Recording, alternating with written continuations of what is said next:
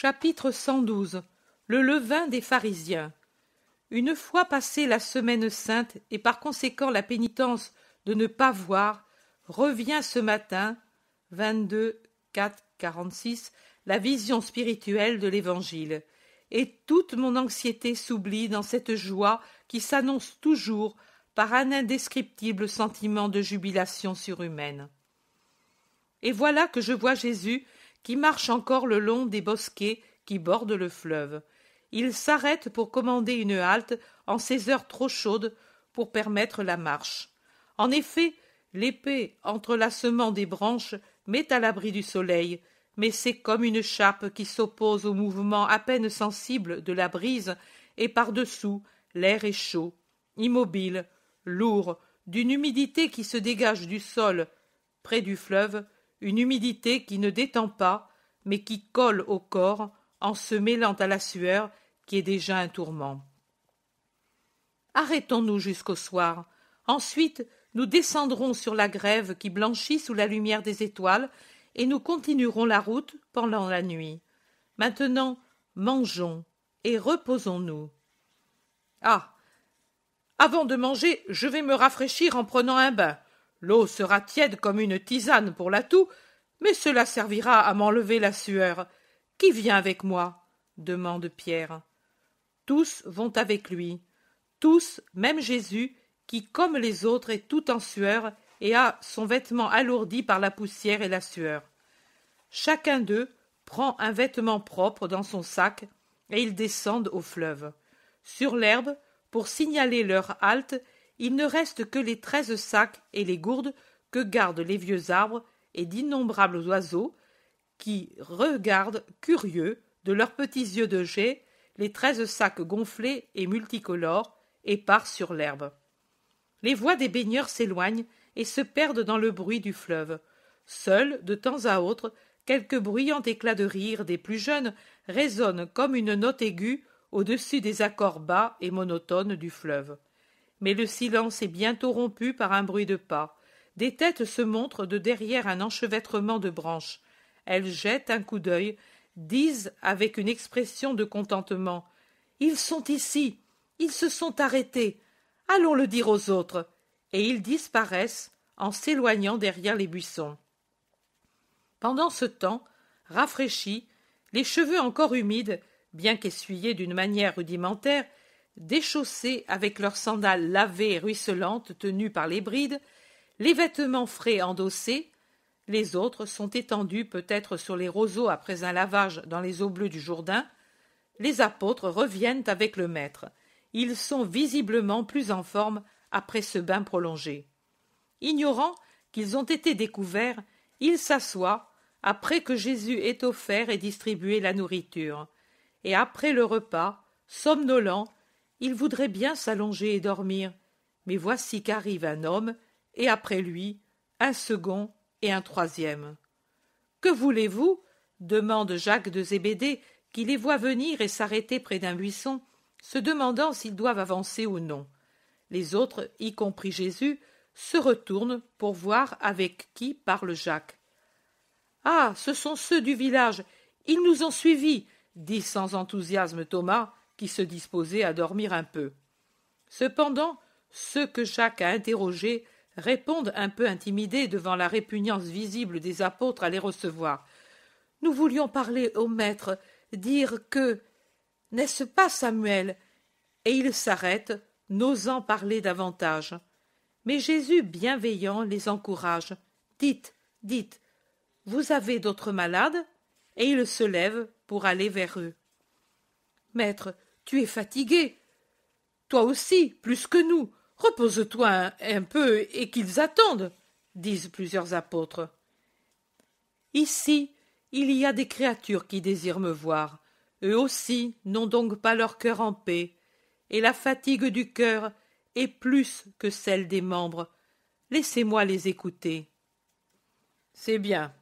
Adieu notre repos, » murmurent les apôtres, abrutis par la fatigue et la chaleur, au point de faire des reproches à leur maître en présence d'étrangers, au point de dire « Et quand par défaut de prudence tu nous auras rendus tous malades, tu comprendras trop tard que nous t'étions nécessaires. Jésus les regarde avec pitié. Il n'y a rien d'autre dans ses doux yeux fatigués, mais il répond: Non, mes amis, je ne prétends pas que vous m'imitiez. Regardez, vous restez ici, au repos. Moi, je m'éloigne avec eux. Je les écoute, et puis je viens me reposer parmi vous. Sa réponse est si douce qu'elle obtient plus qu'un reproche. Le bon cœur, l'affection des 12 se réveille et reprend le dessus. Mais non, Seigneur, reste où tu es pour leur parler. Nous irons retourner nos vêtements pour les faire sécher de l'autre côté. Ainsi, nous vaincrons le sommeil, et puis nous viendrons nous reposer ensemble. Les plus ensommeillés s'en vont vers le fleuve. Il reste Matthieu, Jean et Barthélemy. Mais pendant ce temps, les 3 citadins sont devenus plus de 10 et il en arrive toujours. Donc, avancez et parlez sans crainte. Maître, après ton départ, les pharisiens sont devenus encore plus violents. Ils ont assailli l'homme que tu as délivré, et s'il ne devient pas fou, ce sera un nouveau miracle, car ils lui ont dit que tu l'as débarrassé d'un démon qui ne possédait que sa raison, mais que tu lui as donné un démon plus fort. Ce démon serait fort au point qu'il aurait vaincu le premier, plus fort que le premier, parce qu'il damne et possède son esprit. Alors qu'il n'aurait pas eu à porter les conséquences dans l'autre vie de sa première possession, parce que ses actions n'étaient pas... Comment ont-ils dit, Abraham? Ils ont dit, oh, un mot étrange. En somme, de ses actions, Dieu ne lui aurait pas demandé compte parce qu'elles étaient faites sans liberté d'esprit. Maintenant, au contraire, adorant sous l'influence du démon qu'il a dans le cœur, du démon que tu lui as mis, oh, pardonne-nous de te le dire, que tu lui as mis, toi, prince des démons, t'adorant, toi, avec un esprit qui n'est plus fou, il est sacrilège et maudit, et il sera damné. Alors, le pauvre malheureux regrette son premier état et arrive presque à faire des imprécations contre toi, plus fou qu'auparavant par conséquent, et la mère se désespère à cause du fils qui désespère de se sauver, et toute leur joie s'est changée en tourment. Nous t'avons cherché pour que tu lui donnes la paix, et c'est sûrement l'ange qui nous a conduits ici. Seigneur, nous croyons que tu es le Messie, et nous croyons que le Messie a en lui l'Esprit de Dieu, qu'il est donc vérité et sagesse, et nous te demandons de nous donner la paix et l'explication. Vous êtes dans la justice et dans la charité. Soyez bénis. Mais où est le malheureux? Il nous suit avec la mère en pleurant son désespoir. Tu vois, le village entier, sauf eux, les cruels pharisiens, vient ici, sans souci de leurs menaces, car ils nous ont menacés de punition à cause de notre croyance en toi. Mais Dieu nous protégera. Dieu vous protégera. Conduisez-moi au miraculé. Non, nous te l'amenons. Attends. Et plusieurs s'en vont vers le groupe le plus nombreux qui s'avance avec de grands gestes alors que 2 plaintes aiguës dominent le bruit de la foule. Les autres, ceux qui sont restés, sont déjà nombreux, et quant à ceux-ci, se joignent les autres, avec au milieu le possédé guéri et sa mère. C'est vraiment une grande foule qui se presse parmi les arbres autour de Jésus, grimpant même aux arbres afin de trouver une place pour entendre et voir. Jésus va à la rencontre de son miraculé qui, en le voyant, s'arrachant les cheveux, en s'agenouillant, dit « Rends-moi le premier démon, par pitié, pour moi, pour mon âme, que t'ai-je fait pour que tu me nuises à ce point ?» Et sa mère, elle aussi, à genoux. « Il délire de peur, Seigneur, n'accueille pas ces paroles blasphématrices, mais délivre-le de la peur que ces cruels ont mise en lui, pour qu'il ne perde pas la vie de l'âme. Tu l'as délivré une fois, oh, par pitié pour une mère, délivre-le encore. » Oui, femme, ne crains pas. Fils de Dieu, écoute. Et Jésus appuie ses mains sur la chevelure en désordre du malheureux que fait délirer une peur surnaturelle. Écoute et juge. Juge par toi-même, car maintenant ton jugement est libre, et tu peux juger avec justice. Il y a une manière sûre pour savoir si un prodige vient de Dieu ou du démon. Et c'est ce que l'âme éprouve. Si le fait extraordinaire vient de Dieu, il verse dans l'âme la paix et une joie pleine de majesté. S'il vient d'un démon, c'est le trouble et la souffrance qui viennent avec ce prodige. Et c'est aussi des paroles de Dieu que viennent la paix et la joie, alors que de celles d'un démon, que ce soit un démon esprit ou un démon homme, viennent le trouble et la souffrance. Et c'est aussi du voisinage de Dieu que viennent la paix et la joie, alors que du voisinage des esprits ou des hommes mauvais viennent le trouble et la souffrance. Maintenant, réfléchis, fils de Dieu.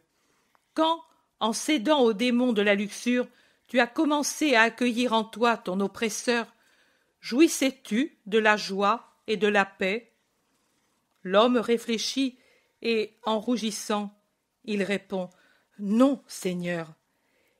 Et quand ton perpétuel adversaire t'a pris tout à fait, avais-tu la paix et la joie? Non, Seigneur, jamais. Tant que j'ai compris, tant que j'ai eu un reste de liberté d'esprit, il m'est venu trouble et souffrance de la violence de l'adversaire. Ensuite, je ne sais pas, je n'avais plus une intelligence capable de comprendre ce que je souffrais. J'étais inférieur à une bête, mais même dans cet état où je paraissais moins intelligent qu'un animal, oh, comme je pouvais encore souffrir, je ne sais dire de quoi. L'enfer est terrible, ce n'est qu'horreur. Et on ne peut dire ce que c'est. L'homme tremble au souvenir rudimentaire de ses souffrances de possédé. Il tremble, il pâlit, il sue. Sa mère l'embrasse, le baise sur la joue pour l'arracher à ce cauchemar. Les gens commentent à mi-voix. Et quand tu t'es réveillé avec ta main dans la mienne, qu'as-tu éprouvé?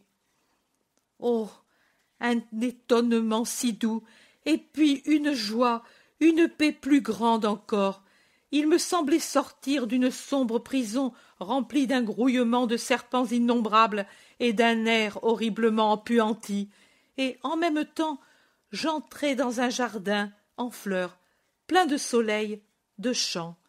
J'ai connu le paradis, mais lui aussi ne peut se décrire.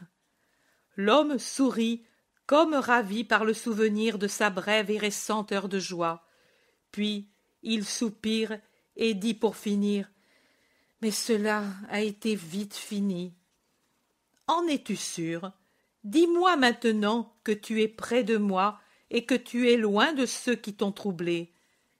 Qu'éprouves-tu? La paix encore. Ici, près de toi, je ne puis croire que je suis damné, et leurs paroles me semblent des blasphèmes. Mais moi, je les ai crues. N'ai-je donc pas péché contre toi? Ce n'est pas toi qui as péché, mais eux. Lève-toi, fils de Dieu, et crois à la paix qui est en toi. La paix vient de Dieu. Tu es avec Dieu. Ne pêche pas et ne crains pas. Et il enlève les mains de dessus la tête de l'homme en le faisant lever. Il en est vraiment ainsi, Seigneur? Demandent plusieurs. Vraiment, il en est ainsi. Le doute suscité par des paroles intentionnellement nuisibles a été la dernière vengeance de Satan sorti de lui, vaincu, désireux de reprendre sa proie perdue. Avec beaucoup de bon sens, un homme du peuple dit « Mais alors, les pharisiens, ils ont servi Satan !»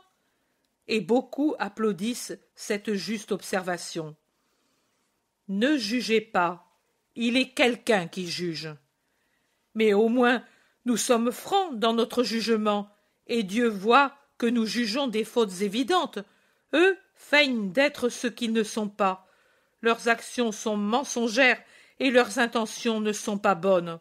Et pourtant, Ils ont plus de succès que nous, qui sommes honnêtes et sincères. Ils sont notre terreur. Ils étendent leur puissance jusque sur la liberté de croyance. On doit croire et pratiquer comme il leur plaît, et ils nous menacent parce que nous t'aimons. Ils essaient de ramener tes miracles à des sorcelleries, à inspirer la peur de toi. Ils conspirent, oppriment, nuisent. La foule parle tumultueusement. Jésus fait un geste pour imposer silence, et il dit « N'accueillez pas dans votre cœur ce qui vient d'eux, ni leurs insinuations, ni leurs explications, et pas même l'idée « Ils sont méchants, et pourtant ils triomphent ». Ne vous rappelez-vous pas les paroles de la sagesse? Bref est le triomphe des criminels, et celle des proverbes. Ne suis pas, ô fils, les exemples des pécheurs, et n'écoute pas les paroles des impies, car ils resteront empêtrés dans les chaînes de leurs fautes et trompés par leurs grandes sottises. Ne mettez pas en vous ce qui vient de ceux que vous-même, malgré votre imperfection, vous jugez injustes. Vous mettriez en vous le même levain qui les corrompt. Le levain des pharisiens, c'est l'hypocrisie. Qu'elle n'existe jamais en vous, ni à l'égard des formes du culte envers Dieu, ni dans vos relations avec vos frères. Gardez-vous du levain des pharisiens. Pensez qu'il n'y a rien de secret qui ne puisse être découvert, rien de caché qui ne finisse par être connu. Vous voyez, ils m'avaient laissé partir, et puis ils avaient semé la zizanie là où le Seigneur avait semé le bon grain. Ils croyaient avoir agi avec finesse et en sortir victorieux. Et il aurait suffi que vous ne m'ayez pas trouvé, que j'eusse passé le fleuve sans laisser de traces sur l'eau qui reprend son aspect après que la proue l'ait ouverte, pour que triomphe leur mauvaise action, présentée sous un jour favorable. Mais leur jeu a été vite découvert, et leur action mauvaise neutralisée.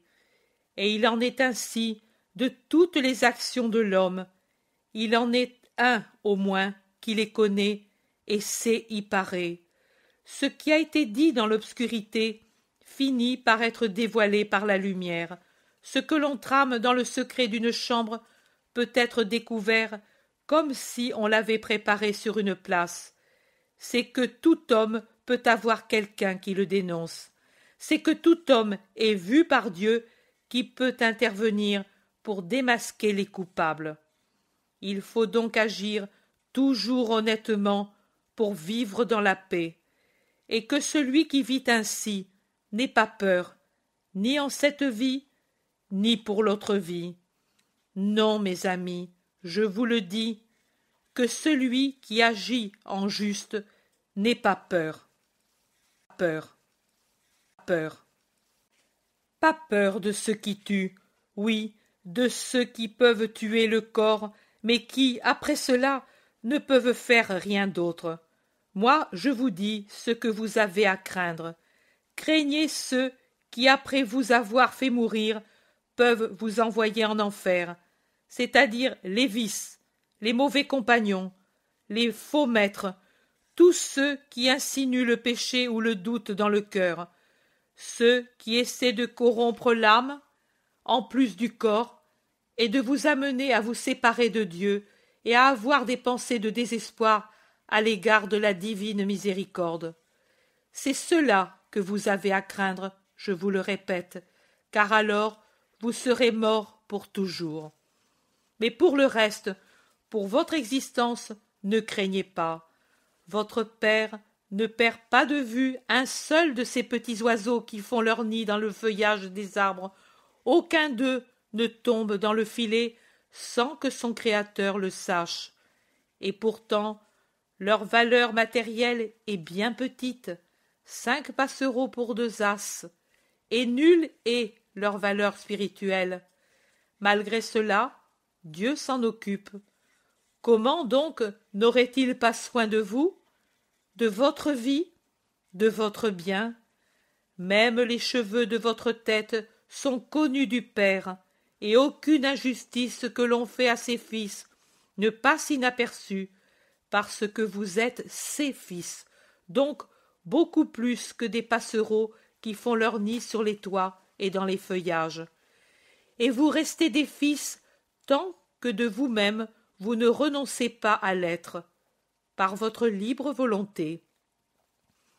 Et on renonce à cette filiation quand on renie Dieu et le Verbe que Dieu a envoyé parmi les hommes pour amener les hommes à Dieu.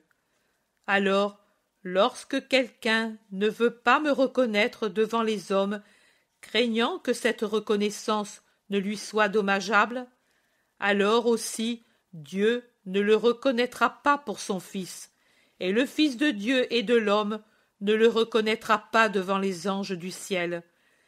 Qui m'aura renié devant les hommes sera renié comme fils devant les anges de Dieu.